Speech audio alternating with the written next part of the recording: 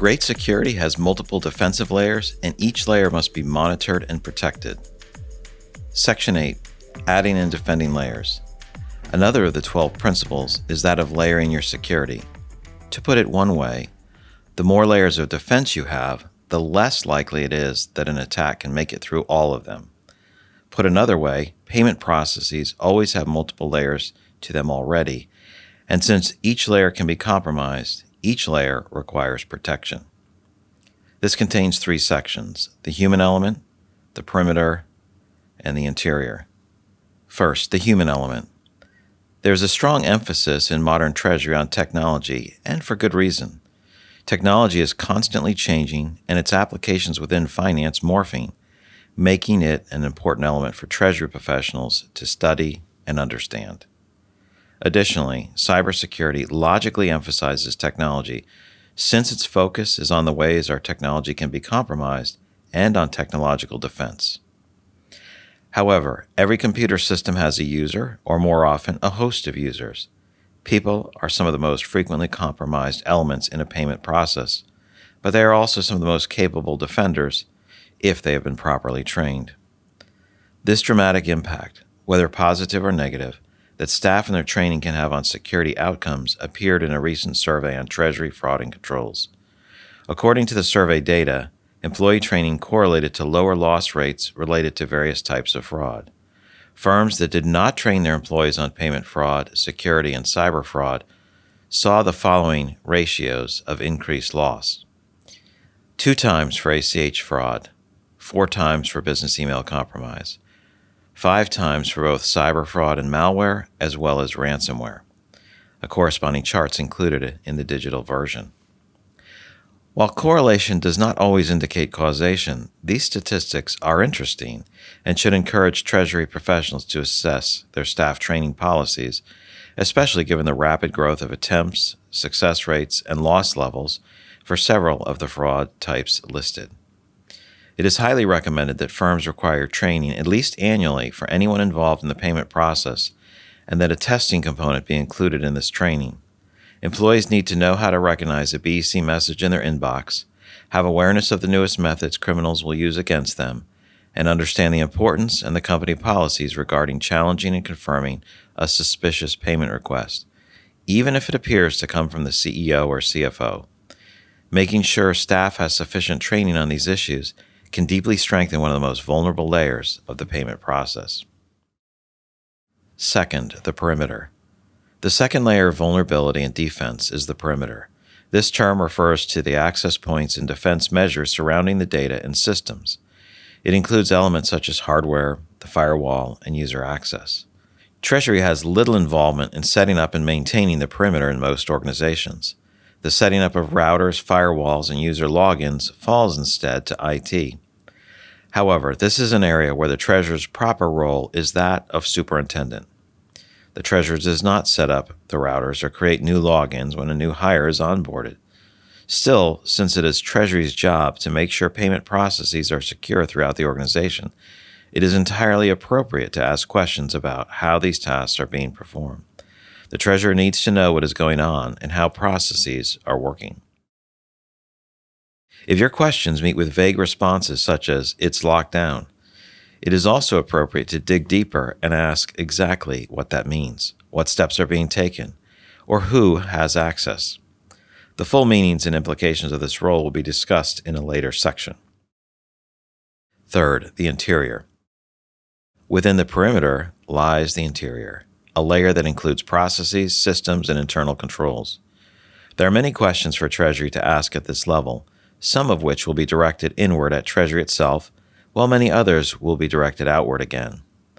Elements and controls to assess within the interior include directory access, data encryption at rest, permission and audit trails, desktop security and desktop hygiene, as well as behavioral monitoring. While many of the controls needed for the interior are familiar to most, they can be neglected or bypassed by staff. Treasury should make sure not only that these controls are theoretically in place, but also that they are being upheld by regular checking, training, and testing. To protect corporate cash and information, Treasury has direct accountability and must have structure in managing this responsibility. Section 9. Treasury Zone Framework. While many elements of the perimeter interior are not directly related to Treasury, a few areas of vulnerability and necessary control do fall within Treasury's role. For these, Treasury is not only the superintendent, but also the active party performing the work. To ensure proper handling of these issues, Treasury needs to have their own security framework, outlining the management of their own vulnerabilities and controls. 4 of these elements are included. 1. Access points of the gates. 2. Bank account management. 3. Account architecture. And 4. Account and transaction level controls. First, access points, the gates. If we wanted to make our data and funds impossible for anyone to access, fraud prevention would not be nearly so much of a problem, but this would also defeat the purpose. We need sensitive information and funding to be accessible to the right people, and this requires building gates in the perimeter and in the smaller interior walls. These gates become the most difficult points to defend, as Treasury looks to confirm the security of its own systems and the data and workflows for which it is directly responsible. Access points should be prioritized. Wherever doors and gates are, dirt is liable to get in, and intruders will try the doors and windows long before they bother attempting to get through the walls. In Treasury, these access points include elements such as the department's network, directory, systems, the custody of credentials, and even elements such as the physical door and access to paper documents. All of these gates require locks and the discipline to keep the locks engaged. Preferably, every access point should have more than one lock. The most crucial aspect of these locks, however, is that they are effective in their job of keeping people out. Many organizations take comfort in having a great number of controls, none of which are enforced. If you put 3 locks on a door, but 2 of them always have a key left in them, you effectively have only one lock.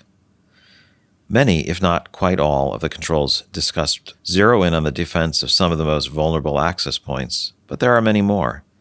Take the time to review handoff points between systems, whether internal or external, and access points to your Treasury Department's office space, networks and directory systems, and so on.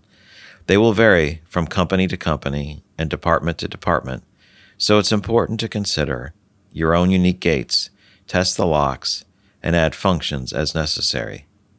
Every bank account and every signer constitute points of exposure, and yet many organizations fail even to keep track of them. 2. Bank account management. One of Treasury's most security-sensitive areas of responsibility is bank account management. Every bank account and every signer constitute points of exposure, and yet many organizations fail to even keep track of them. Treasury's framework for security must include thorough bank account management. Accounts, activity, signers, controls in place, which includes account-level controls such as debit filters, vendor verification based on allow and block lists, and banking services, for example, electronic pre-authorization. These all should be tracked. Monitoring these elements makes it much easier to notice fraudulent activity. 3. Account architecture.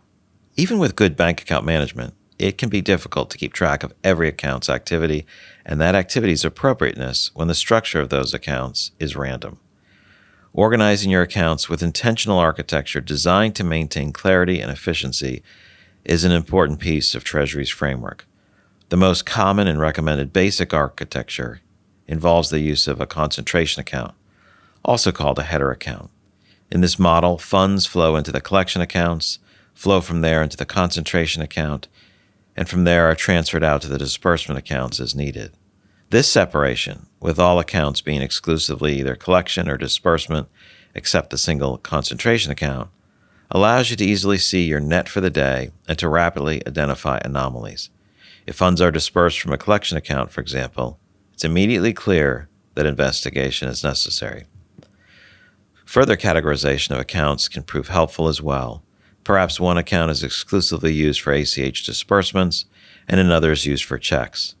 With increased categorization comes increased ease of identifying an unintended transaction. In addition, when something in the day's totals is not as expected, the culprit transaction can be tracked down more easily when accounts are rigorously categorized. 4. Account and transaction level controls. Account level controls and transaction level controls overlap each other significantly, but it is helpful to consider controls from both perspectives.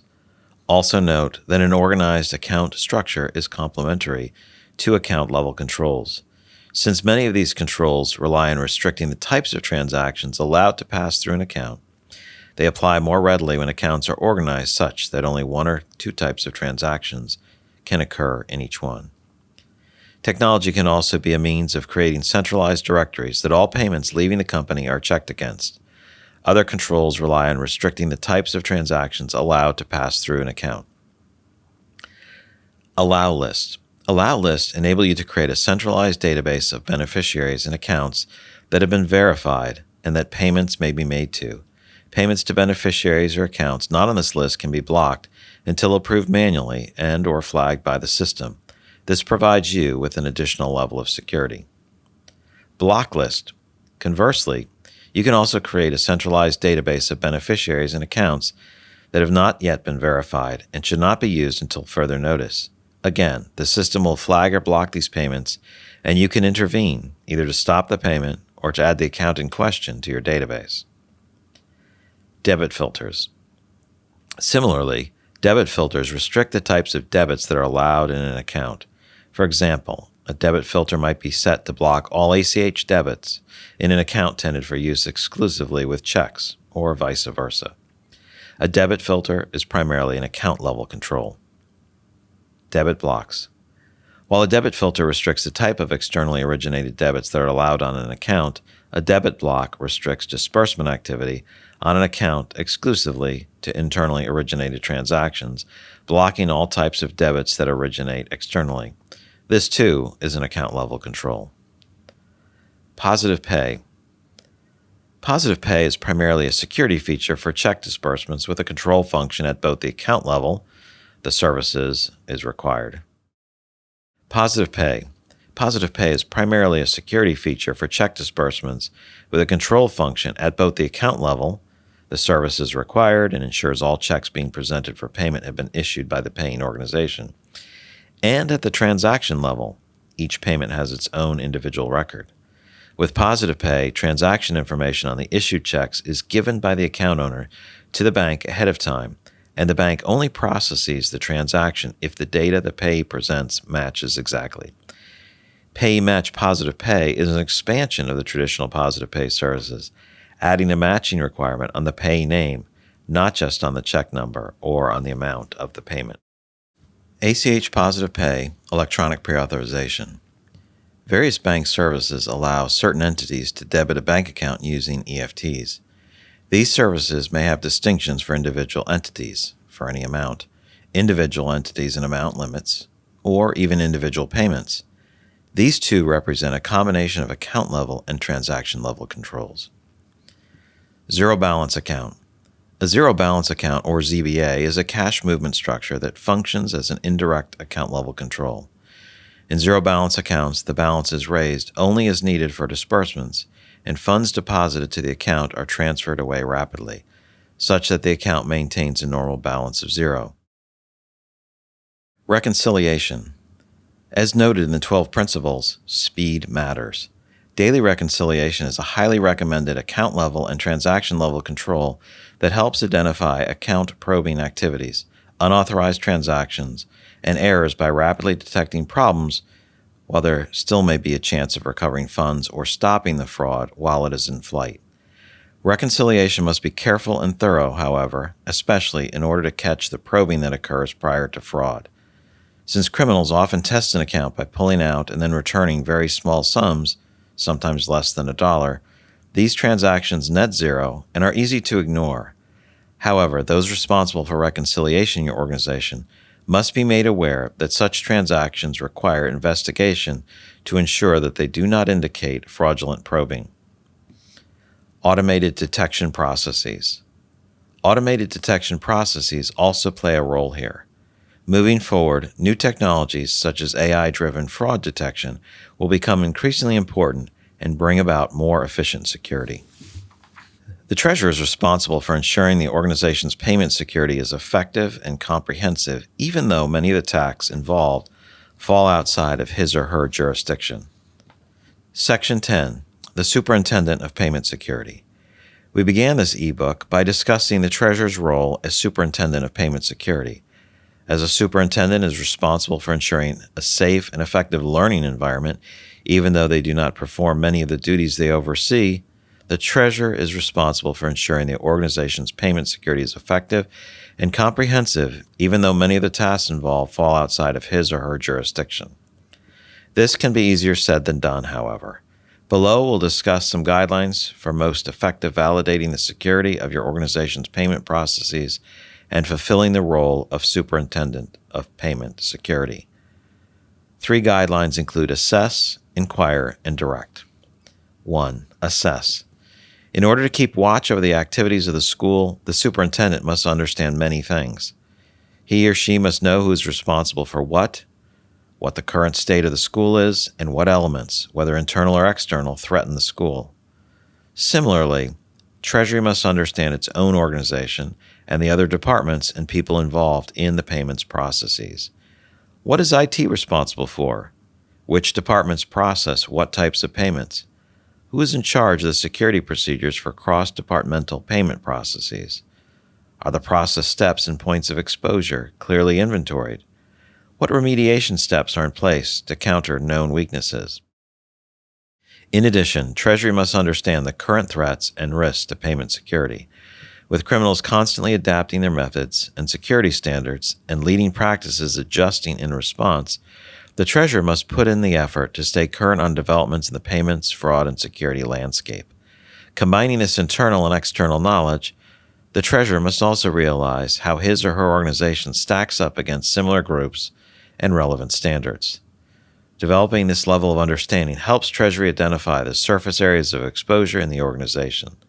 The next step is to check on those responsible for various areas and ensure that exposed surfaces are adequately protected.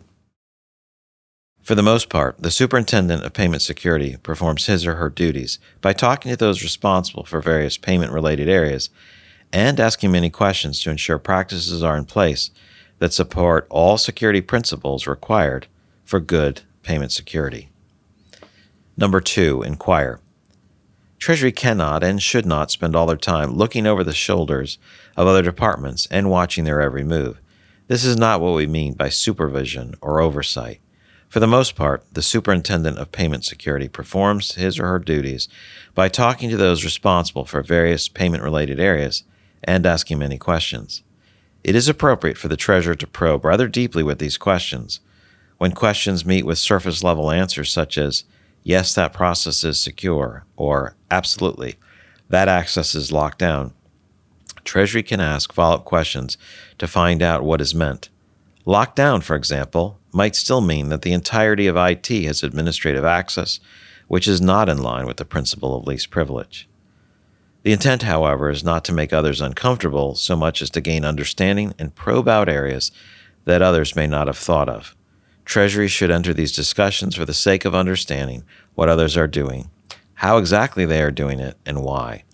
While maintaining an uncompromising stance on vigilant security, the treasurer should take care to hear out and discuss concerns and thoughts of others. 3. Direct. Having listened carefully and assessed the situation, Treasury's next step as superintendent is to direct. Work alongside the Chief Information Security Officer, or CISO, and others. Communicate to the various departments involved in payments what they need to do to bring security to the proper level. While micromanaging should be avoided, this direction may appropriately involve specifying certain controls that need to be or must be implemented. The scale of real-world fraud losses and cybercrime exploits is both disconcerting and instructive to those responsible for protecting the organization's assets and reputation. Section 11. Fraud in Action. 3 examples. After discussing the theories of fraud and security for some time, it can be helpful to review some real events, their causes, and their fallouts.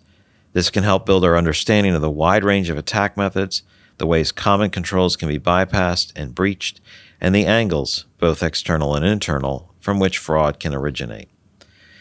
There are three areas we'll cover with these examples: the Central Bank of Bangladesh, toll, and Wirecard. Central Bank of Bangladesh, system-level fraud. What happened?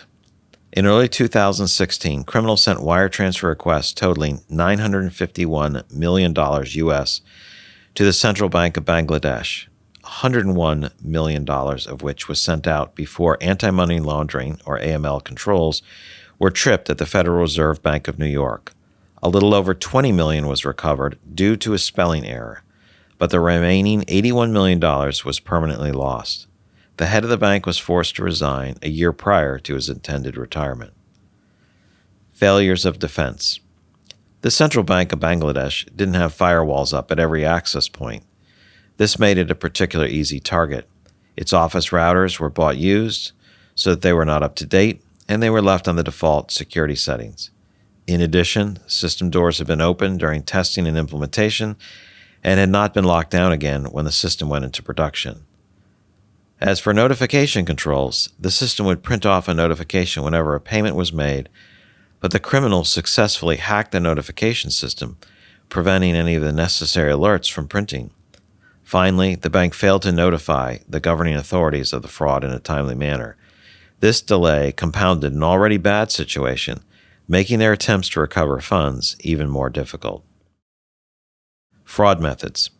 In this system-level fraud, the criminals studied their victims ahead of time, took advantage of vulnerabilities, and were able to compromise passwords, codes, and cryptographic keys. They also took advantage of the weekend, which gave them until Monday morning to move the funds out of the banking system. This case has an accompanying graphic that shows the amount attempted, the amount that was requested, moved, what was recovered, and the final loss. An Australian shipping company, Toll, Ransomware. What happened? The global delivery and transport company Toll, headquartered in Australia, was a victim of ransomware twice in early 2020. In January, Toll was hit with ransomware, impacting over 1,000 of the company's servers. In May of 2020, the company was hit by ransomware yet again. While Toll refused to pay the ransom, the attacks caused delays and disruptions for customers who used social media to raise concerns, a detrimental blow to the company's reputation. Failures of defense. While Toll did not disclose what vulnerabilities were exploited by the attacks, the hackers seemed to indicate that the vulnerabilities that allowed Toll to be breached in the first time were not repaired or adequately bolstered afterwards, leaving them open to the second attack. Fraud methods. The attacks used ransomware as a service, a model in which an illegitimate business sells ransomware to individuals or groups. The type of ransomware involved in Toll's first attack was NetWalker, also called Mail2, which was first noted in August 2019. The second attack used Nephilim ransomware. Wirecard, internal fraud. What happened? In June of 2020, Ernst & Young refused to sign off on Wirecard's financial statements as their audit showed €1.9 billion, or 2.1 billion USD, missing. This amount, which was nearly half of their balance sheet, was soon determined to have never existed. In response to the announcement of the missing funds, Wirecard faced rapid and devastating devaluation, dropping over 60% in value in a single day, and declared bankruptcy. The CEO resigned and was arrested a few days later. Failures of defense. Wirecard's internal controls proved insufficient or faulty, given that it appears several parties were creating fictitious activity. While discussions about failures of external auditors is appropriate, internal controls can't be sidelined. Proper bank account management alone, including elements such as daily visibility, automated reconciliation, automated cash posting, segregation, and Treasury running its own bank account audits on signers and accounts, should have made the missing cash and fraudulent activity far more noticeable and the fraud easier to detect. Fraud methods. While investigations continue at the time of this ebook's writing, we currently know that Wirecard falsified their financial statements, inflating revenue and overstating cash approximately twofold. The Financial Times had previously accused Wirecard of round-tripping, also referred to as Lazy Susans, selling and buying back the same or similar assets to increase noise and inflate the appearance of growth or financial activity. Collusion is suspected among high-level officers, some of whom are being charged or sought. It is also known that short sellers had been betting against the firm to affect stock prices for years. When it comes to fraud, those at the back of the pack, so to speak, are the most likely to become victims, and as rapidly as the payments and fraud landscape changes, it can be surprisingly easy to fall behind.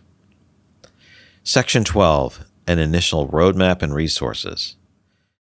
The constantly changing threats of fraud, the various fronts on which it can attack, both internal and external, and the vast undertaking of shoring up organizational defenses can leave Treasury struggling to know where to start.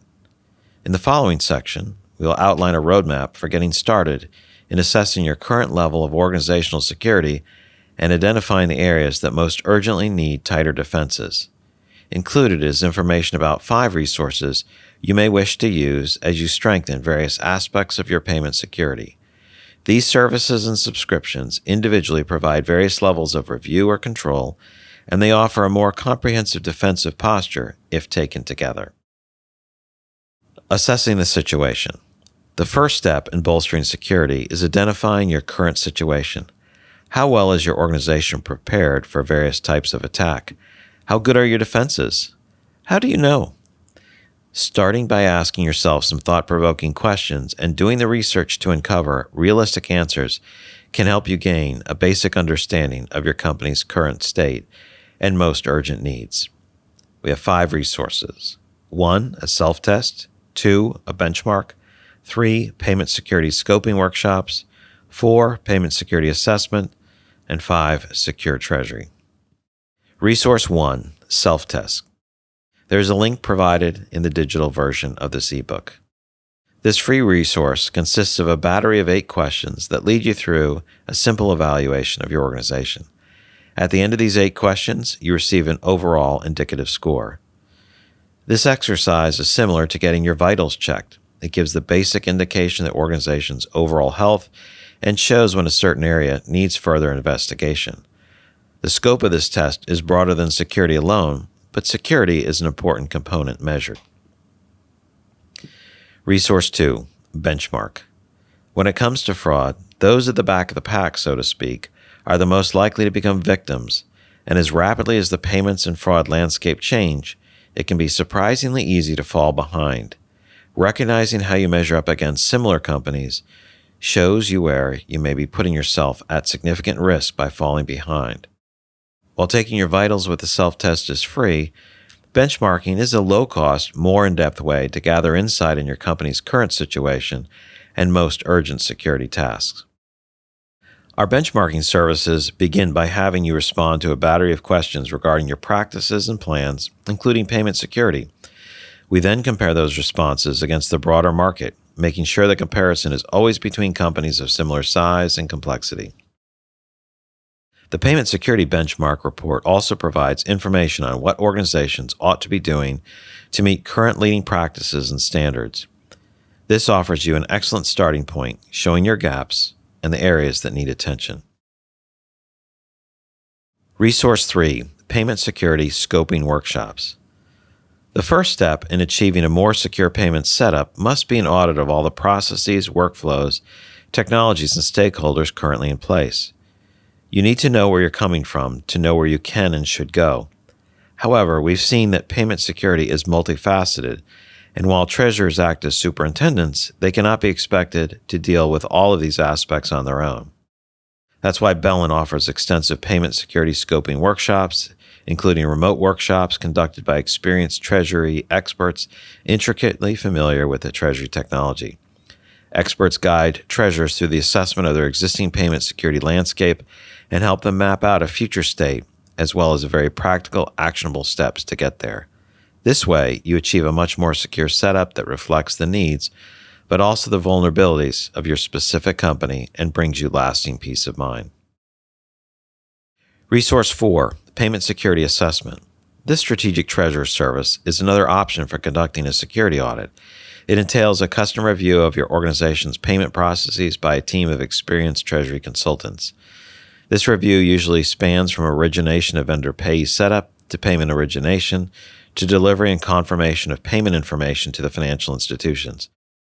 This thorough, objective, expert feedback on your specific situation can dramatically raise your levels of security, identify and protect small but dangerous exposures, and help you realistically and efficiently reach the standard of good corporate conduct your organization needs. For less complex organizations, there are 2 assessment levels. For large organizations and those that are particularly payment intensive, a custom proposal for the assessment can be provided. Resource 5, Secure Treasury.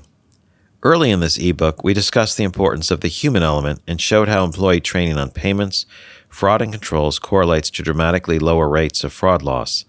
Secure Treasury is an online training program with testing focused on payments and security.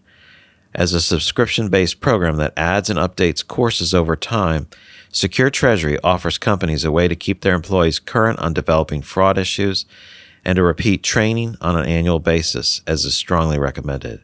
The program includes multiple courses and distinct classes which can be taken as needed based on individuals' responsibilities and role within your organization. Criminals are not resting, and our defenses must constantly improve. Every payments group and every treasury team must intentionally learn more to do better and to be able to defend their organizations more effectively. Section 13, Where to Learn More. Hopefully this ebook has proven valuable to you as a starting point and foundation for strengthening your organization's stance against payment fraud. To learn more, we have highlighted a number of resources in the digital version of this ebook. This includes Fraud Week YouTube videos, a number of webinars, websites from the FBI's IC3 site, as well as a number of additional resources which you can access through the digital version. Finance in general, and Treasury in particular, is a practical group. They evaluate options, choose what they're going to do, and then act. Section 14, 8 actions to consider. Each of the following actions are highly recommended. Implementing even one of these can significantly bolster your stance against fraud and can open the door for future security improvements as well. 1. Create a comprehensive inventory of payment paths. This is one of the first steps in assessing payment security. Make a list of every single payment path running through your organization, no matter how small or obscure. 2. Identify top problems with each payment stream. A logical follow-up to the inventory, this action shows you areas where you are most likely to be exploited, so you can shore up the defenses. 3. Benchmark your security at least every other year. When it comes to payment security, what was paranoid last year may be standard now, and falling behind your peers makes you an easy target. 4. Assign specific responsibility for monitoring fraud types in the news. To stay ahead of the criminals, you need to watch their movements carefully.